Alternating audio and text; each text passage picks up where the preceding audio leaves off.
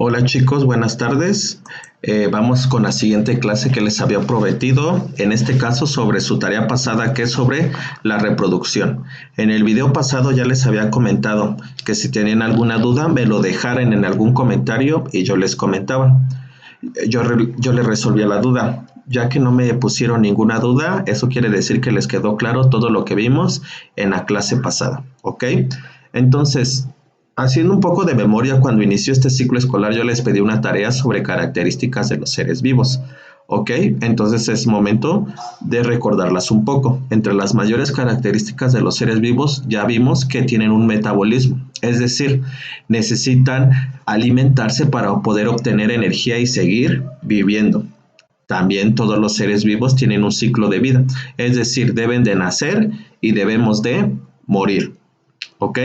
También vimos que todos los seres vivos van a estar hechos de células. Pueden ser células eucariotes o procariotas, pero todos estamos hechos de células. Y la característica que ahorita nos interesa, que es la reproducción. ¿Qué va a ser la reproducción, niños? Pues bueno, es un proceso biológico que permite la creación de nuevos organismos. ¿Ok? A grandes rasgos, podemos dividir en dos tipos la forma de reproducción de todos los seres vivos. Puede existir una reproducción que llamamos sexual y otra que llamamos asexual. Antes de explicarle las características de una y otra, hay que recordar algunas cosas. Ya les había dicho que en el núcleo de cada célula hay una estructura muy importante porque tiene la información necesaria para crear a todos los seres vivos. Esa estructura se llama ADN, ¿ok? ADN son las siglas de ácido desoxirribonucleico y tiene la información para crear a cada ser vivo. Como ya vimos, bueno, como están viendo aquí, esta es una imagen del ADN. Es como una cadenita, pero muy larga. Como está muy larga y hay poco espacio en el núcleo de cada célula, pues necesita acomodarse, necesita compactarse y necesita acomodarse bonito. ¿Cómo se va a acomodar? Pues en unas estructuras que se llama cromosoma. Entonces, el ADN se va a compactar, se va a acomodar en estas cositas que llamamos cromosomas. Como todo el ADN no cabe en un solo cromosoma, va a haber un número de cromosomas dependiendo de la especie. ¿Cómo es esto? Por ejemplo, los humanos tenemos un total de 46 cromosomas. Todo el ADN de cada célula se acomoda en 46 cromosomas, pero no es lo mismo en otras especies. Por ejemplo, en las moscas tenemos únicamente 8 cromosomas, mientras que en el gato tenemos 38 y en la planta de arroz tenemos 12. ¿Ok? La mayoría de las células de nuestro cuerpo van a tener su material genético completo, es decir, 46 cromosomas. A esas células se les llama somáticas y son, por ejemplo, las células de nuestro cerebro, de nuestros músculos, de nuestros intestinos, de nuestros pulmones, etc.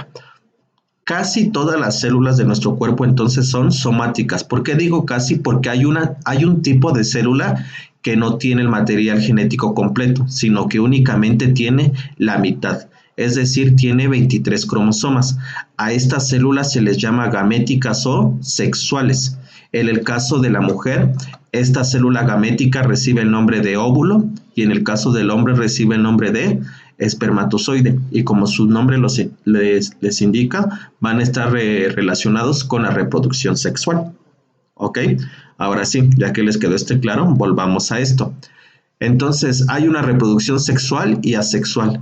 En la reproducción asexual, niños, no necesitamos papá y mamá para tener descendencia. Únicamente se necesita un progenitor. En estos organismos, ellos solitos pueden tener hijos, pueden tener descendencia. Si yo fuera un ser asexual, yo solito podría tener descendencia, yo solito podría tener hijos, ¿ok? Pero nosotros los seres humanos no somos seres asexuales. La reproducción asexual se da sobre todo en organismos muy simples, como van a ser organismos unicelulares o animales invertebrados o algunas plantas. Nosotros, por el contrario, necesitamos ¿qué?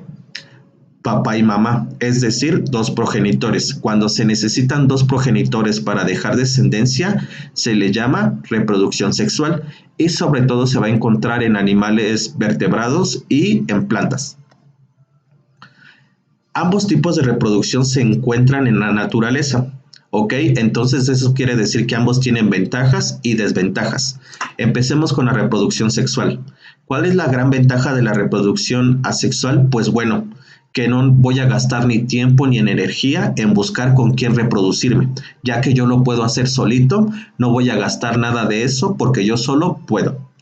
Pero va a tener una gran desventaja. Como yo solito estoy teniendo hijos, todo lo que yo cree, toda mi descendencia va a ser igual a mí, idéntica a mí. No va a haber variabilidad, ¿ok? Esa es la gran desventaja. ¿Por qué es gran desventaja?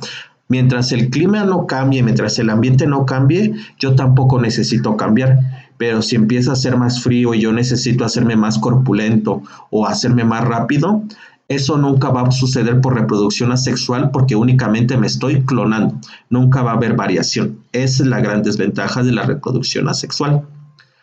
Vamos con la reproducción sexual. ¿Cuál es su gran ventaja? Pues como estamos uniendo ADN tanto de mamá como de papá, vamos a tener que variación, ¿ok? Aquí viene porque no son idénticos ustedes ni a su papá ni a su mamá, porque tanto el óvulo de mamá como el espermatozoide de papá da 23 y 23 cromosomas, ¿ok? 23 más 23 da 46, que es el material genético completo que ustedes deben de tener. Como se une tanto la mitad de mamá como de papá, ustedes no son iguales a uno ni a otro, sino que son diversos, son variables. Entonces, esa es una gran ventaja. Y pues la desventaja, pues ya la sabrán. Necesitamos gastar tiempo y energía pues en buscar con quién reproducirnos. ¿Qué pasa con los humanos? Pues ya se los he estado explicando un poco. Nosotros nos reproducimos únicamente de manera sexual, es decir, necesitamos dos progenitores, papá y mamá. ¿Cuál es el primer paso para que se pueda dar esta reproducción en humanos? Pues bueno, es la gametogénesis. ¿Qué es eso de gametogénesis? Bueno, como ya lo hablamos, para que haya una reproducción sexual debe de haber tanto masculinos como femeninos, que están relacionados con el tipo de célula que pueden crear. El sexo masculino crea espermatozoides y el femenino crea óvulos, ¿ok? Estoy hablando únicamente desde el punto de vista biológico, ¿ok? Pero ¿qué es esto de gametogénesis? Gametogénesis se refiere a cuando los individuos empiezan a crear o a generar sus células sexuales. ¿Quién va a crear estas células sexuales? Pues bueno, en el caso de las mujeres va a ser el aparato reproductor femenino que va a crear el óvulo, y en el caso de los masculinos, de los hombres, lo va a crear el aparato reproductor masculino y se va a crear aquí en los testículos. Entonces, la gametogénesis, que es el primer paso para la reproducción, es pues crear estas células relacionadas con la reproducción, óvulo y espermatozoide.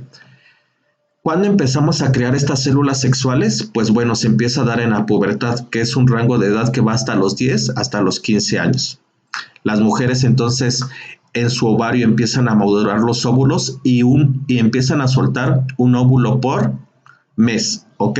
El óvulo es muy importante porque es el encargado del desarrollo del embrión. ¿Cómo se va a dar cuenta las mujeres de que ya están madurando sus óvulos? Pues con la menstruación. Por el contrario, en los hombres se va a crear el espermatozoide, que tiene una característica muy particular, y es que esta célula se va a poder mover. Si ustedes hicieron su tarea, vieron que el espermatozoide tiene como una colita. Lo hace movible. ¿Por qué? Porque tiene que llegar hasta el óvulo. ¿Cómo se va a dar cuenta el hombre que ya está produciendo espermatozoides? Pues con las erecciones. El segundo paso en la reproducción humana va a ser la fecundación, y es cuando se encuentran tanto el óvulo con el espermatozoide. ¿Cómo van a unirse y cómo van a fusionarse? Pues bueno, en el caso de la reproducción sexual humana se va a lograr mediante el coito, ¿ok? O cópula vaginal, que es cuando el pene entra en la vagina. ¿Con qué finalidad? Pues bueno, para que los espermatozoides lleguen al útero y lleguen hasta las trompas de falopio y aquí se encuentren con el óvulo y se puedan reproducir. ¿Ok? Se unan y empiece el siguiente paso de la reproducción. ¿Ok? En la fecundación, el nuevo ser está dotado de un material genético uno e irrepetible. Ya les dije por qué. Porque la mitad del material genético corresponde a su mamá y la mitad de su papá. Una vez que ya se unió el óvulo con el espermatozoide, pues se da el desarrollo embrionario, que van a ser todas estas etapas, niños, por las que debemos de pasar para poder crear un nuevo ser vivo. Recuerden, nosotros partimos de únicamente 2 células. Se tiene que dividir millones de veces para poder crear todo lo que es un nuevo ser vivo como un ser humano, ¿ok? Hasta producir un embrión. En este caso, el desarrollo embrionario pues sucede dentro de la madre. Y después de unos 9 meses, pues se va a dar el nacimiento, que es cuando ya está completamente el desarrollo embrionario y nace un nuevo individuo, ¿ok? Esto es a grandes rasgos la reproducción sexual que se da en humanos. Esto nos va a dar pie a hablar de cómo es la reproducción sexual en otros seres vivos y ahondar un poco más en la reproducción sexual. Pero esto ha sido todo por esta ocasión, chicos. De la misma forma, si tienen alguna duda, pónganla abajo del video y en el siguiente video yo se las contesto. No olviden hacer su tarea y pues nos vemos pronto. Adiós.